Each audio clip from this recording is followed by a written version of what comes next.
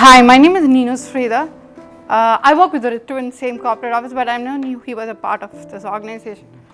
And what I would like to say is my own life story, and I've named it My Jeevan Katha. My story, as you can see me, I'm differently abled.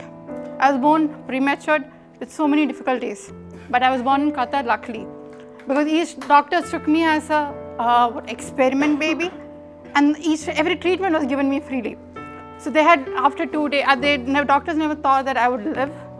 It took some time for them, and on the second day of my operation, second day of my birth, I had a surgery where they made me actually my legs to be straight so that I can stand. But still, they never expected that I would walk. And luckily, the World War came, the Gulf War, where my parents came to India, and then my grandfather took me to an Ayurvedic center, and he learned how to do all the Ayurvedic massage and all that, and with 1 month, he was able to make me walk in my age of 2 years. And that was a victory for my family.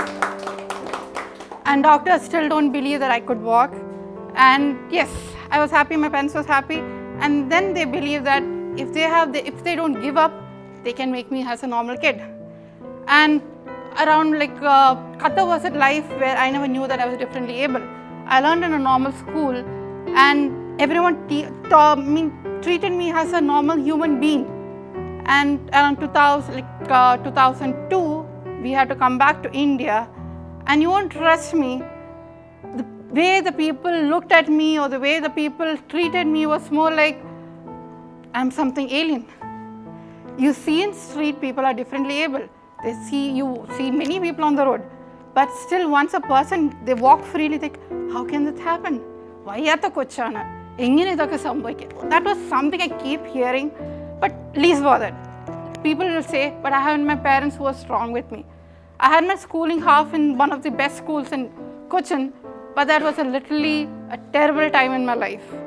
And unfortunately, there was a movie called Kunni Kunan. I had literally all the names that I could think of, the world could think of. But then I learned to fail in my studies.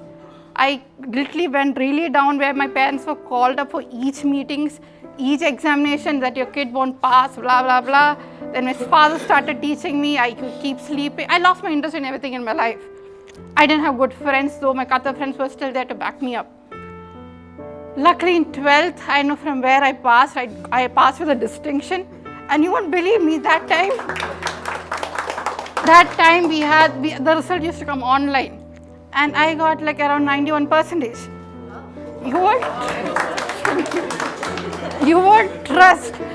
I got the result. My friend called me, sent me the result. I went online, checked, and my dad said, no, you can't get that. I think there's a mistake. And you won't believe, he went to the school in the early morning to check my result. That was such a humiliating thing for me. But yeah, it was just a miracle. I still don't believe that I passed somehow. But yeah, some way I did. And that's where my passion for studies came back. My degree was awesome. I went with the thing that maybe people won't accept me. But I learned in a college where there were normal people. Normal means not a high funda crowd, a normal crowd. And you won't know, they treat me in the same way like they are. I went back to this, maybe I could say the Qatar days that I had. And then there was another challenge which I faced was during my driving. I drive. So I learned in a school where they thought I already knew driving. Everything went well. And for my exam, the online exam we have, the police people again taught me too much lessons.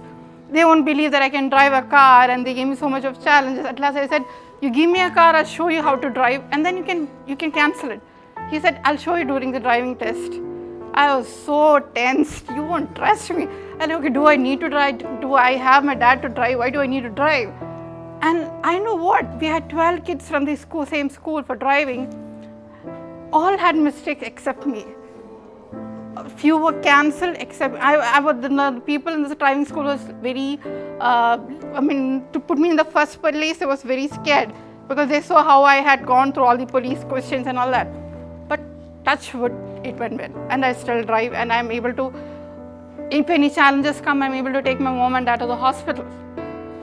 And the next challenge, what I would say was, I'm divorced. My parents found me a marriage, and they thought that will be the best person for me. And he was visually challenged.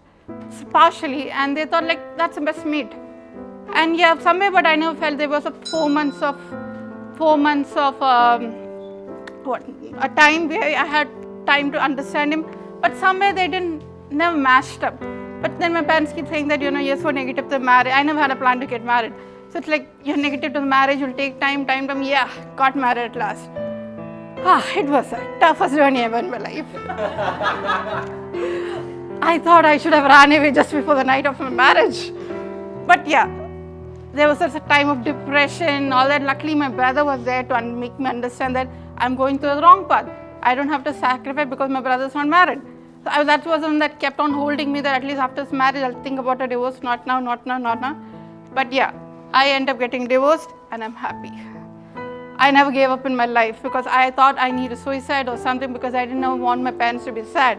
After my marriage, I saw my mom having an attack because she came to know that it's not a right marriage. Her health went really down. The lady who had been really positive to my life. Anyways, what I want to say is never give up in your life. There are challenges, never give up.